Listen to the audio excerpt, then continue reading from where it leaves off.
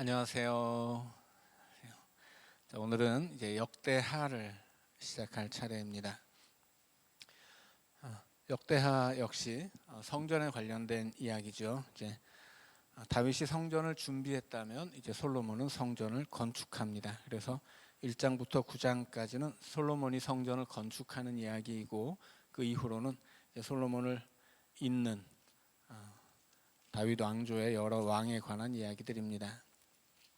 역대하 1장 같이 읽겠습니다.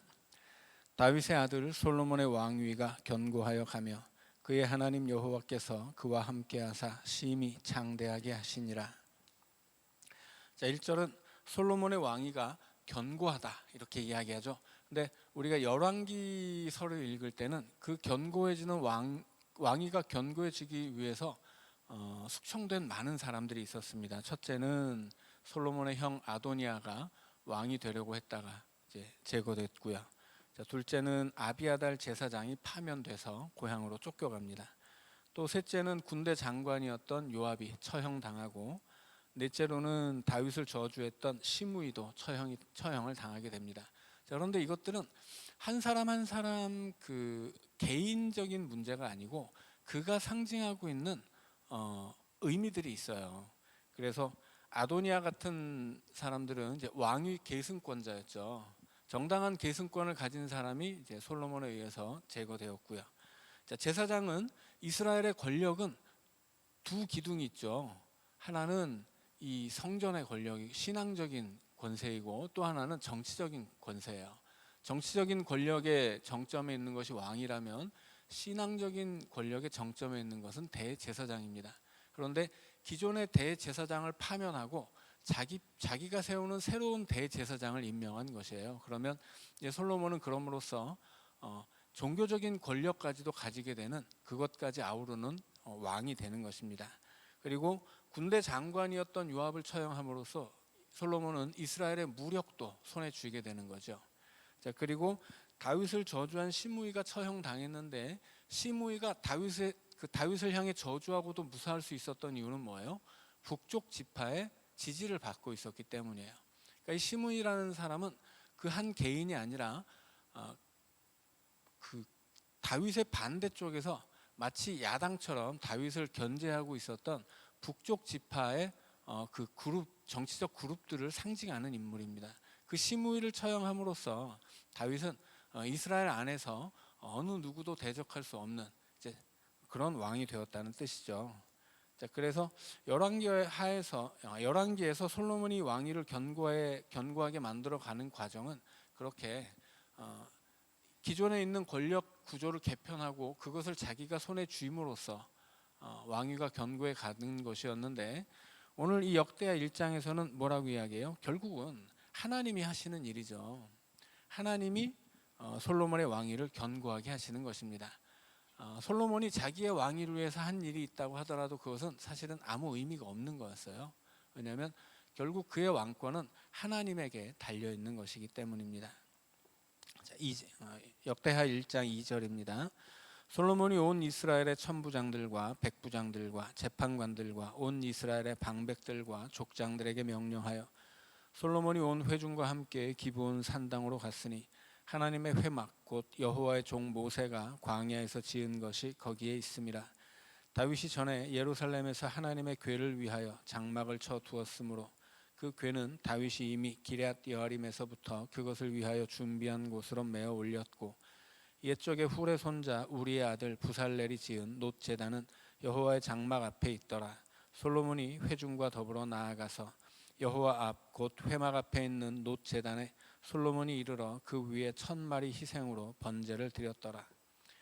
자, 너무나 다행스러운 것은 역대기가 볼 때 솔로몬은 열왕기와는 좀 다르죠. 솔로몬은 그의 왕권은 오직 하나님이 세워주신 것이었고, 솔로몬 역시 온 이스라엘을 이끌고 하나님을 섬기러 가는 그런 훌륭한 왕으로 이제 그려지고 있습니다. 자, 솔로몬이 하나님 앞에 제사를 드리기 위해서 기브온으로 가죠. 왜냐하면 그 기브온에 회막이 있었기 때문이에요. 회막이라고 하는 것은 성막이라고 부르기도 하는데, 하나님의 성막이 중요했던 하나님의 성막에서 중요한 것은 두 가지라고 말씀드렸죠. 하나는 언약궤, 하나는 제단입니다. 근데 언약궤는 어디에 있냐면 다윗이 이미 옮겨서 다윗 성에 안치하고 있었습니다. 제단은 어디에 있어요? 기브온에 있는 산당에 제단이 있었습니다. 그러니까 솔로몬이 성전을 만들기 전까지는 언약궤와 제단이 따로따로 분리되어 있었던 거예요. 그럼으로써 성막은 온전한 역할을 수행할 수 없었다라고 하는 거죠. 이제 성전이 건축됨으로써 그 성전 안에 언약궤와 제단이 모이게 되고, 그래서 이 성전은 온전히 하나님을 만나는 회막으로서 기능할 수 있게 되는 것입니다.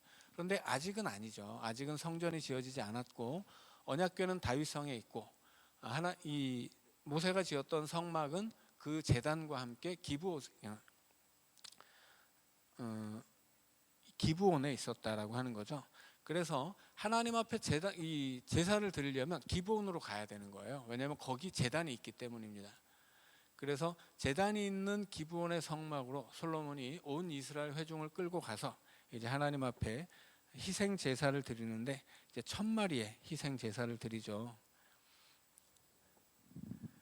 자, 그래서 이제 솔로몬이 그렇게 하나님을, 온 백성과 함께 하나님을 섬기는 왕이었다라는 이야기를 하는 것이고, 이제 하나님 앞에 그렇게 제사를 드리려면 기브온으로 갈 수밖에 없었지만 성전이 세워짐으로써 이제는 성전에서 하나님 앞에 온전히 예배할 수 있게 되는 것이다. 그런 이야기를 이제 시작하고 있는 것입니다. 1장 7절입니다. 그날 밤에 하나님이 솔로몬에게 나타나 그에게 이르시되 내가 네게 무엇을 주랴 너는 구하라 하시니, 솔로몬이 하나님께 말하되 주께서 전에 큰 은혜를 내 아버지 다윗에게 베푸시고 내가 그를 대신하여 왕이 되게 하셨사오니, 여호와 하나님이여 원하건대 주는 내 아버지 다윗에게 허락하신 것을 이제 굳게 하옵소서. 주께서 나를 땅의 티끌같이 많은 백성의 왕으로 삼으셨사오니 주는 이제 내게 지혜와 지식을 주사 이 백성 앞에서 출입하게 하옵소서.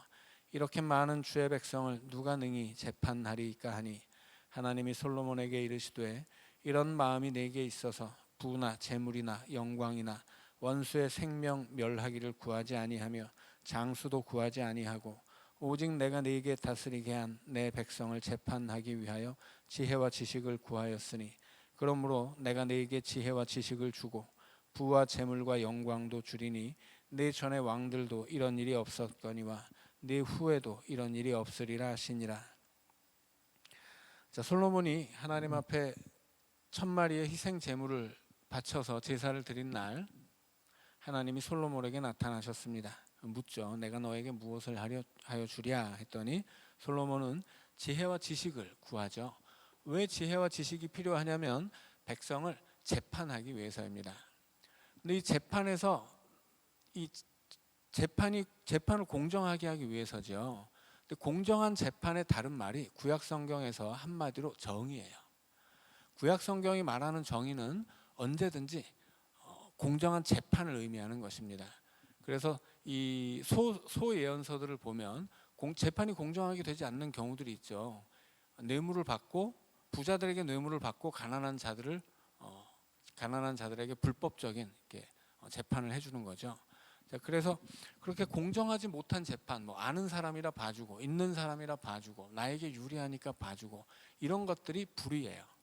그리고 이 정의라고 하는 것은 항상 이 구약의 정의는 재판에 관련된 용어입니다. 그래서 재판이 공정하게 진행되는 것, 그것이 정의예요. 그러니까 이스라엘의 왕은 정의를 집행하는 사람이 되어야 한다라고 하는 거죠. 그래서 이스라엘의 왕으로 세워진 솔로몬이 정의로운 이스라엘을 만들기 위해서 하나님 앞에 지혜와 지식을 구하는 거예요. 그런데 그 정의에 앞서는 게 뭐예요? 믿음이죠. 온 백성들을 이끌고 하나님 앞에 예배를 드리러 나오는 모습이 먼저 나오고, 그 다음에 공정한 재판을 통해 이스라엘의 정의를 실현하기 위해서 지혜와 지식을 구하는 모습이 뒤에 나옵니다. 그래서 이스라엘의 왕에게 가장 중요한 것 두 가지를 꼽아라 그러면, 첫째는 신앙이에요. 믿음. 둘째는 정의죠. 자, 그래서 솔로몬이 그렇게 훌륭한 왕이어서 하나님께 정의를 제대로 집행하기 위해서 지혜와 지식을 구했고, 하나님은 그런 솔로몬에게 더 많은 것들도 허락해 주셨다. 그 그 얘기를 하는 것입니다. 자, 1장 13절입니다. 이에 솔로몬이 기브온 산당 회막 앞에서부터 예루살렘으로 돌아와서 이스라엘을 다스렸더라. 자, 그래서 기브온 산당으로 찾아가는 믿음, 하나님 앞에 받은 지혜, 자, 이것으로서 이루어지는 이스라엘의 정의, 이것이 솔로몬이 만드는 평화라고 하는 것을 말해주는 것입니다. 자, 14절은 그렇게 믿음을 가지고 하나님 앞에 지혜를 구했던 솔로몬에게 하나님이 그를 복되게 하셔서 이렇게 많은 것을 누렸다 하는 이야기입니다. 14절입니다. 솔로몬이 병거와 마병을 모음에 병거가 1,400대요 마병이 12,000명이라 병거성에도 두고 예루살렘 왕에게도 두었으며 왕이 예루살렘에서 은금을 돌같이 흔하게 하고 백향목을 평지에 뽕나무같이 많게 하였더라. 솔로몬의 말들은 애굽과 구에에서 사들였으나 왕의 무역상들이 때로 값을 정하여 산 것이며 애굽에서 사들인 병거는 한 대에 은 600세겔이요 말은 150세겔이라 이와 같이 헷 사람들의 모든 왕들과 아람 왕들을 위하여 그들의 손으로 되팔기도 하였더라. 너무나 안타까운 것은 신명기 17장에서 하나님이 분명히 말씀하신 것이 왕은 많은 처와 첩을 두어서는 안 되고 그 다음에 많은 말을 가져서는 안 되고 은과 금을 많이 가져서는 안 된다 이렇게 이야기하세요. 그런데 특별히 말에 대해서 이야기할 때 말을 사려고 너의 백성을 애굽으로 돌려보내지 말아라 그렇게 이야기합니다. 그러니까 이 애굽이라는 것은 가나안과 정반대편에 서 있는 것이거든요. 애굽은 그 시대 인세의 에덴 동산이었어요. 가장 풍요롭고 뭐 누구라도 거기에 찾아가면 밥을 얻어먹을 수 있는 그런 곳이 이 애굽이었거든요. 그런데 그 애굽으로 병거를 사러 가지 말라고 하는 거예요. 그 애굽 자체는 하나님의 땅, 하나님의 약속의 땅 가나안과 반대쪽에 있는 것이고 애굽의 말을 사러 간다는 것, 말이라고 하는 것은 왕의 부귀와 힘을 상징하는 것이거든요. 자, 그래서 어떤 면으로도 애굽에 가는 것, 거기서 더군다나 말을 사오는 것, 이거 좋지 않은 일인데 솔로몬이 하나님께 받은 부귀 영화로 그렇게 하나님이 하지 말라고 하는 일을 했다라는 이야기들이 기록되어 있습니다. 자, 2장입니다. 2장 1절입니다. 솔로몬이 여호와의 이름을 위하여 성전을 건축하고 자기 왕위를 위하여 궁궐 건축하기를 결심하니라. 솔로몬이 이에 짐꾼 7만 명과 산에서 돌을 떠낼 자 8만 명과 이를 감독할 자 3,600명을 뽑고 솔로몬이 사절을 두고 왕 후람에게 보내어 이르되 당신이 전에 내 아버지 다윗에게 백향목을 보내어 그가 거주하실 궁궐을 건축하게 한 것 같이 내게도 그리하소서. 이제 내가 나의 하나님 여호와의 이름을 위하여 성전을 건축하여 구별하여 드리고 주 앞에서 향 재료를 사르며 항상 떡을 차려 놓으며 안식일과 초하루와 우리 하나님 여호와의 절기에 아침 저녁으로 번제를 드리려 하오니 이는 이스라엘의 영원한 규례이니라. 내가 건축하고자 하는 성전은 크니 우리 하나님은 모든 신들보다 크심이라. 누가 능히 하나님을 위하여 성전을 건축하리요. 하늘과 하늘들의 하늘이라도 주를 용납하지 못하겠거늘 내가 누구에게 어찌 능히 그를 위하여 성전을 건축하리요. 그 앞에 분향하려 할 따름이니이다. 자, 이 성전이라고 하는 곳은 하나님이 거하실 처소가 아니에요. 근본적으로 성전은 이제 우리가 역대하를 읽으면서도 나오겠지만 성전은 어떤 곳이냐면 하나님이 거하시는 곳이 아니라 하나님의 이름을 둔 곳이에요. 하나님은 여기 거하실 수가 없어요. 대신에 하나님의 이름을 두는 곳이죠. 그래서 이 성전은 하나님의 임재의 장소가 아니고 하나님의 임재를 상징하는 장소입니다. 하나님은 어디에나 계시고 더군다나 사람이 이 지으신 성전 안에 계실 만한 분은 아니신 것이죠. 그래서 하나님은 이 세상을 창조하신 분이고 온 세상이 하나님의 품 안에 있는 거예요. 그러니까 하나님의 품 안에 세상이 있고 그 세상 안에 성전이 있는 것이지 인간이 지은 건물 안에 하나님이 거기 거하실 수는 없는 거죠. 이게 기본적인 성전 신학이에요. 이스라엘의 성전 신학이 하나님은 여기 계시지 않는다. 하나님은 하늘 위에 계신데 하늘을 보좌 삼아 하늘 위에 하늘에 계신데 그 하나님의 이름을 둔 지상의 임재 장소가 성전인 거예요.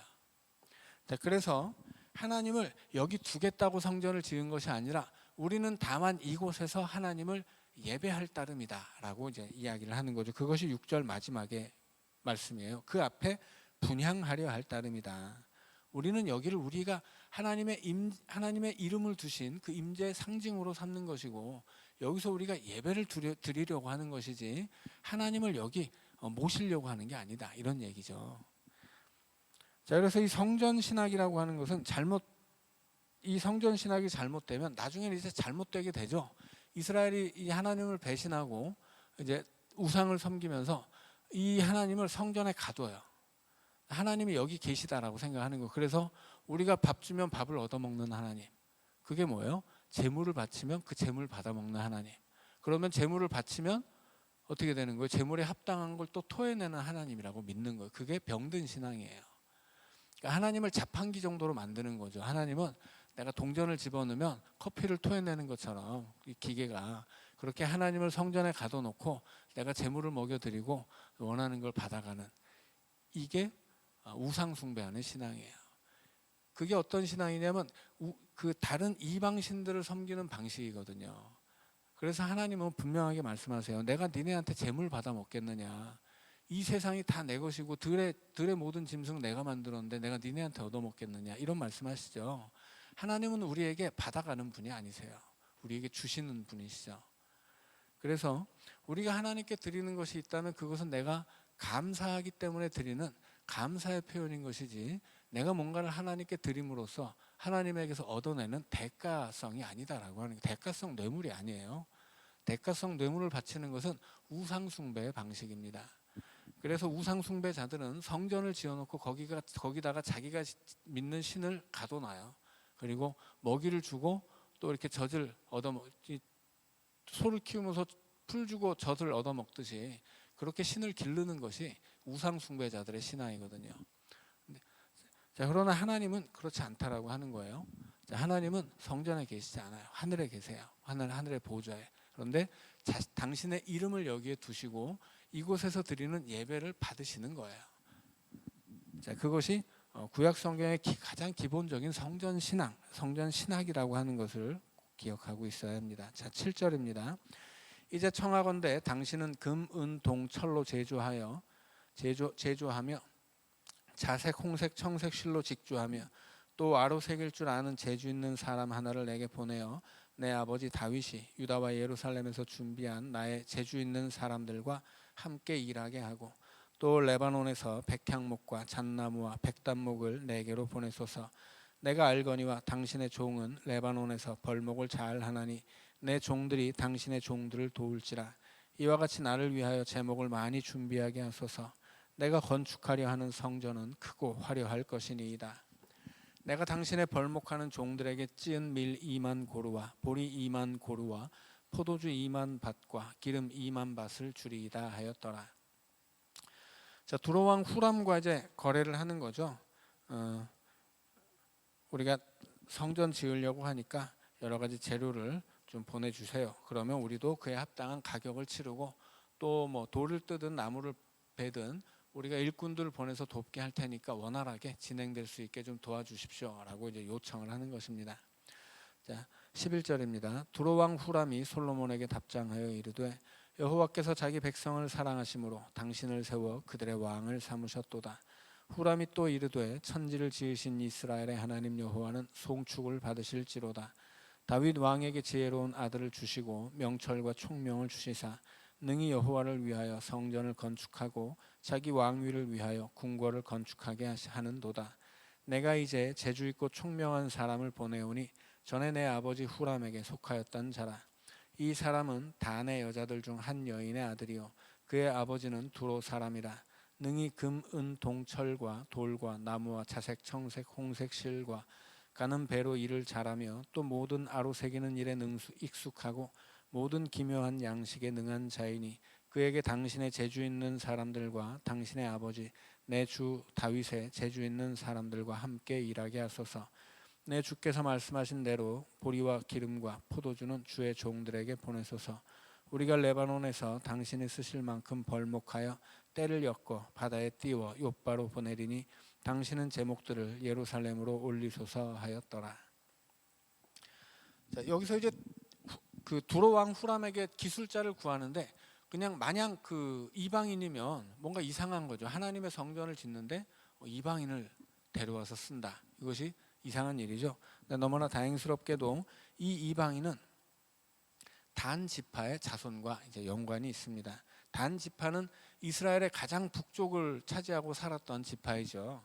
가장 북쪽에 살다가 이 그 위쪽에 사는 두로 지역으로 시집간 어떤 이제 여인이 있었다라고 하는 거죠.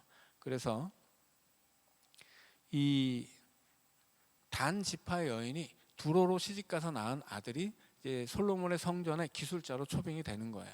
자, 유대인들은 이방인과 결혼을 했을 때 어머니가 유대인이면 유대인으로 인정을 합니다. 그 자녀를. 대신에 그것이 이제 초기였죠. 나중에는 이제 바뀌게 되는데 아마도 이 시대에는 역대기의 시대에는 이 유대인의 여인, 유대인 여인이고 이방인 남편이라면 그 자녀는 유대인으로 인정을 받던 시대예요. 자, 그래서 이 솔로몬이 성전을 짓는데 두로에서 뛰어난 이 목수가 초빙이 되었는데 그냥 마냥 이방인이 아니고 이 단 지파의 여인이 낳은 아들이었다라고 하는 것이고, 그와 비슷한 사람이 누가 나오냐면 출애굽기 31장에 보면 모세가 성막을 지을 때 단 지파의 오홀리압이라는 사람이 기술자로 이제 일을 하죠.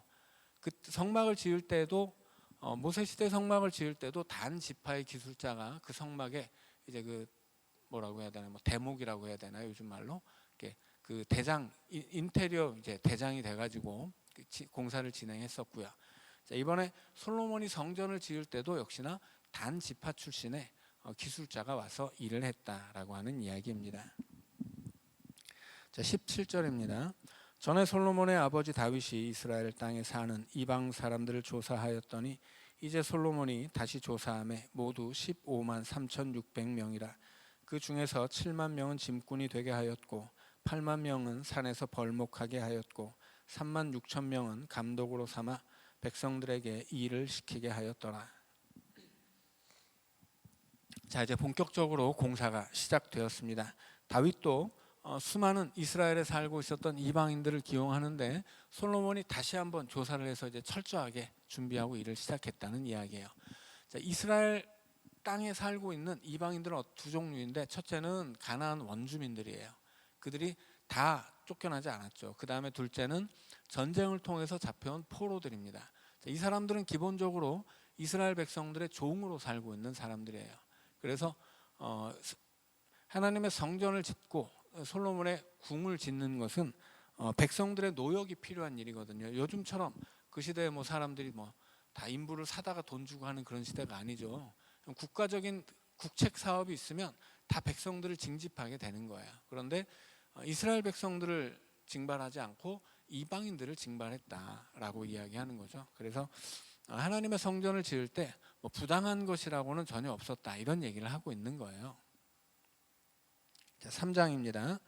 솔로몬이 예루살렘 모리아 산에 여호와의 전 건축하기를 시작하니 그곳은 전에 여호와께서 그의 아버지 다윗에게 나타나신 곳이요 여부스 사람 오르난의 타작 마당에 다윗이 정한 곳이라. 솔로몬이 왕위에 오른 지 넷째 해 둘째 달 둘째 날 건축을 시작하였더라.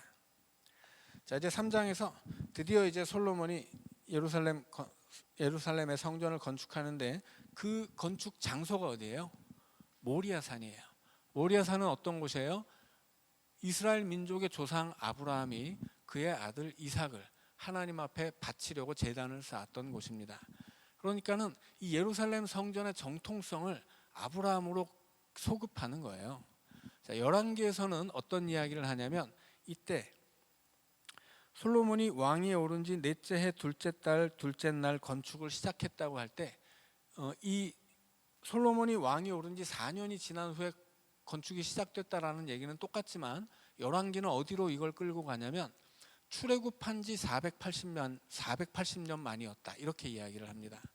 출애굽이라는 건 뭐예요?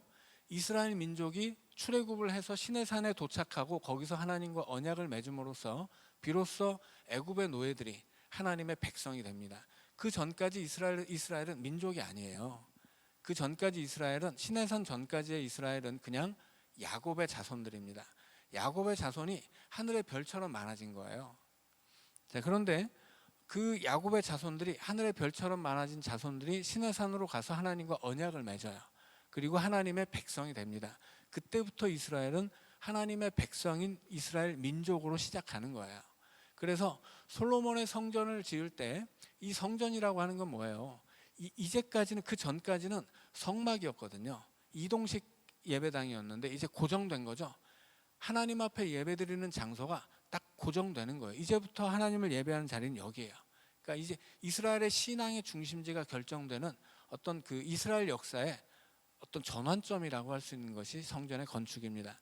그래서 이스라엘 신앙의 핵심이 되는 성전의 건축이 마치 애굽의 노예가 하나님의 백성으로 변화되었던 출애굽의 역사와 그 궤를 같이 하는 것이다라고 설명하는 거예요. 그래서 이 성전이 건축된 이 해는 출애굽을 한 지 480년 만이다, 이렇게 얘기를 하는 것은 이 성전의 정통성을 시내산으로 끌고 가는 거예요. 그래서 그때 시내산 아래에서 성막이 세워지잖아요. 시내산에서 언약을 함으로써 하나님의 백성이 되고, 그 시내산 아래 성막이 세워짐으로써 오늘 세워지는 성전의 모형이 되는 거죠. 그래서 열왕기는 이 성전 건축 사건을 출애굽기의 시내산으로 소급하는 것이고, 역대기는 이 성전의 이 건축을 아브라함까지 소급하는 거예요. 그래서 이 성전의 건축이라고 하는 것은 근본적으로 우리 민족의 조상 아브라함이 그 아들 이삭을 하나님께 바쳤던 그 아름다운 예배의 전통 위에 서 있는 것이다. 우리가 지금 성전 세우는 이 자리는 바로 그 아브라함이 이삭을 바치던 자리다, 그렇게 이야기하는 거죠. 그럼으로써 이 성전의 정당성, 역사성, 그 신앙의 정통성을 입증하자고 하는 거예요. 자, 그런데 이제 문제가 있죠. 어떤 문제가 있냐면 열왕기 6장 1절에서 애굽 땅에서 나온 지 480년 만에 세워진 성전이다. 이제 성전이 세우는 이 해는 480년 만이다라고 이야기를 하는데, 이게 진짜 480년이냐라고 하는 거죠. 왜냐하면 사사기에서 사사들이 여럿 나오는데 뭐 이 사사가 몇 년을 다스렸다, 그 다음 사사는 몇 년을 다스렸다, 이걸 다 합치잖아요. 그러면 410년이에요. 사사시대만. 그래서 그것에 대해서 이 사도행전이 뭐라고 이야기하냐면, 사도행전에서는 이스라엘 백성이 가나안을 차지하고 사무엘 때까지 450년이다, 그렇게 이야기를 해요. 그러니까는 이 사사기의 그 숫자, 이 사사들이 다스리는 통치 기한을 연속되는 것으로 해석한 거예요, 사도행전은. 그래서 가나안 땅을 차지하고 그 이후로 사사 시대가 열리고 사무엘에서 사사 시대가 이제 종료되는데, 그 모든 사사 시대의 기간이 마지막 사사였던 사무엘을 포함해서 450년이라고 이야기하는 것은 이 사사기에 나오는 모든 사사들이 몇 년을 다스렸다는 그 통치 기간을 다 합친 거예요. 그런데 우리가 사사기를 읽을 때 제가 설명을 드렸죠. 400년이 아니다라고. 그 근거가 뭐냐면 여기 있는 거예요. 그렇게 사사시대가 400년이 아니다라고 하고, 저는 200년 정도라고 보고, 어떤 사람은 더 짧게 보면 100년 이렇게 보는 분들도 있어요. 자, 이렇게 다 각자의 셈법이 있는 거예요. 근데 그 셈법에 그 근거가 있어야 되는 거죠. 그러니까 마음대로 내 마음대로 몇 년이다 이렇게 할 수는 없는 거잖아요. 성경에 나와 있는 얘기를 해야 되는데, 사도행전이 말하는 것은 사사시대는 450년이었다라고 하는 거야.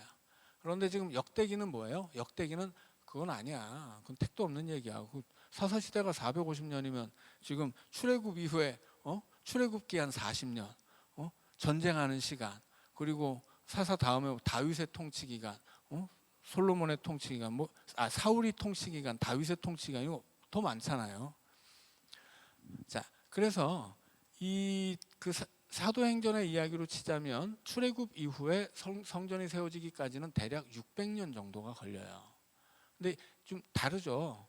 자, 그래서 이것이 어떤 것을 근거로 말하는 것인지를 우리가 좀 이해를 해야 돼요. 그래서 사도행전의 이야기는 사사시대의 모든 이 사사들의 통치 기간이 연속된 것으로 생각해요. 온니엘 다음에 에훗 이런 식으로. 그런데 말씀드린 것처럼 이스라엘이 이렇게 있으면 사사가 이스라엘 전체를 다스린 게 아니에요. 이스라엘의 사사는 자기가 살고 있는 지역 일부에서 뭐 어떤 사람은 요단강 동편에서, 어떤 사람은 북쪽에서, 어떤 사람은 남쪽에서, 어떤 사람은 중간에서 자기가 활동하는 지역이 있어요. 그래서 한 사람의 사사가 여기서 활동할 때 또 이곳에선 다른 사사가 활동하는 거예요. 사사가 한 명이 나와서 예를 들어서 무슨 제사장처럼 앞선 사사가 죽으면 그 아들이 사사가 되는 게 아니잖아요. 그래서 사사기의 이야기를 이렇게 연속적인 사건으로 연대기적으로 이해를 하면 사도행전이 말하는 것처럼 450년이 될 수 있어요. 그런데 그게 아니에요. 왜냐하면 역대기는 그렇게 말하지 않거든요. 그리고 사사기에서도 이 사사가 어떤 사사가 그 사사가 다스리는 지역들이 제한적이기 때문에 하나의 한 명의 사사가 모든 이스라엘을 다스리는 게 아니라고 하는 거죠. 그래서 그렇다면 사사들의 통치는 그 기간이 중복되는 거예요. 뭐 이쪽에서 어떤 사람이 활동할 때 북쪽에선 또 다른 사람이 활동할 수 있는 거죠. 그래서 역대기가 말하는 열왕기가 말하는, 그러니까 신명기 역사가 말하는, 신명기 역사 안에 사사기가 포함되죠. 자, 그 신명기 역사가 말하는 이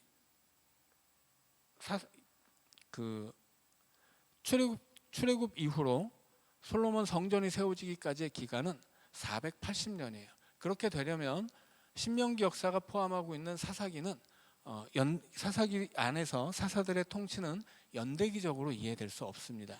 그것은 이 신명기 역사라는 이 여러 그 구약 성경의 책들이 증언하는 그 역사의 기록이 그보다 그 연대기를 허락하지 않기 때문이죠. 맞지 않는 거예요. 신명기 안에서는, 신명기 역사 안에서. 자, 그러니까는 신명기 역사를 기본으로 놓고 보았을 때 사사 시대는 그렇게 400년까지 갈 수는 없는 거예요. 그래서 신학자들이 어떤 사도행전을 근거로 이야기를 하는 사람들은 400년 정도라고 보는 것이고, 역대기를 가지고서 역대기를 통해서 열왕기가 6장 1절에서 이야기했던 480년을 생각할 때는 사사기는 그렇게 연대기적으로 이해할 수 있는 것이 아니라 이 사사들의 이 통치 기간이 지역별로 그래서 중복될 수 있었던 것이구나, 이렇게 이해를 하는 거예요. 자, 그런데 역대기가 근데 이 역대기는 어떻게 이야기하냐면, 역대상에서 처음 제사장이 세워질 때가 언제냐면 아론 때부터죠. 아론이 1대 대제사장이고, 아론에게 4아들이 있었지만 첫째, 둘째 죽고 세 번째 이름이 기억 안 나네요. 셋째가 이제 그 아버지를 이어서 대제사장이 되죠. 그래서 역대기는 이 다윗 시대까지의 대제사장을 12명이라고 기록을 합니다. 물론 이것은 꼭 맞는 숫자는 아니에요. 뭐냐면 이제 예수님의 족보도 마태복음 1장에서 예수님의 족보 역시 아브라함부터 다윗까지, 다윗부터 이스라엘 멸망까지, 이스라엘 멸망 이후에 그 포로기에서 다 14대씩 끊죠. 그런데 말씀드린 것처럼 그 14대라는 것은 역대기의 기록과 맞지 않아요. 다른 뭐 구약의 족보와도 맞지 않고, 그것은 다윗이라는 이름이 가진 숫자값 14에 맞추어진 족보예요. 그래서 예수님이 다윗의 자손 메시아라는 사실을 말하기 위해서 다윗의 족보를, 예수님을 다윗의 후손으로 그려내는 족보가 마태복음 1장의 족보입니다. 그래서 오늘 우리가 어떤 일을, 뭐 예를 들어서 우리가 어떤 사건을 기록할 때 제일 중요한 건 뭐예요? 우리는 팩트가 중요하잖아요. 근데 이 성경이 사실을 기록할 때는 팩트를 전하려고 하는 게 아니에요. 지금 이게 무슨 역사적 사실을 우리에게 전하려고 이런 책을 기록하는 게 아니잖아요. 성경에서 중요한 것은 신앙이고, 그 신앙의 고백이고, 이것이 우리에게 주는 신앙적인 의미예요. 그래서 어떤 것은 이 사실과는 좀 다르다고 하는 거예요. 예수님의 십자가도 마찬가지죠. 예수님의 십자가에 이 사복음서가 예수님의 십자가 위에 다 어떤 팻말이 써 있다고 전하는데 다 달라요. 그러면 이게 다 진짜려면 팻말이 4개 달려 있어야 되잖아요. 그런데 그렇게 생각하면 안 되는 거거든요. 요한복음은 이 팻말에 헬라어, 히브리어, 아람어로 써 있었다, 이렇게 이야기합니다.